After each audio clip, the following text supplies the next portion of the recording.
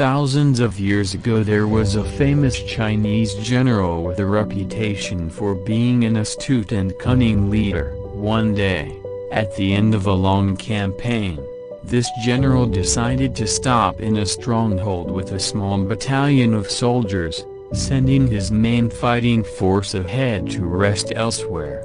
Meanwhile, one of his enemies catches wind of this and decides to march his army of hundreds of thousands of soldiers on the general's all but defenseless position.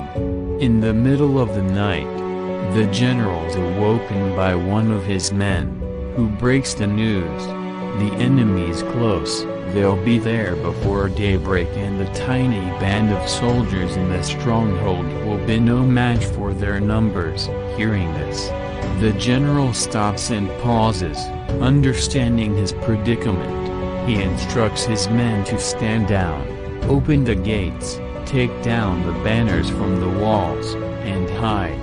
The general then removes his armor, dons a cloak, and sits on the battlements playing a mandolin as he looks out at the approaching army.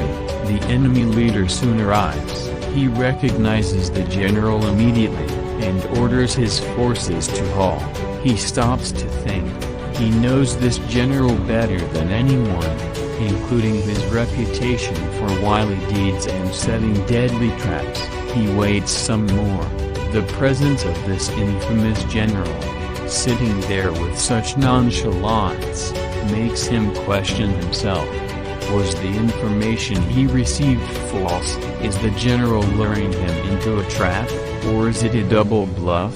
Is this a ploy to make him question himself and the general is, in fact, as defenseless as he seems? He waits some more, a broken bar, and then he orders his forces to retreat.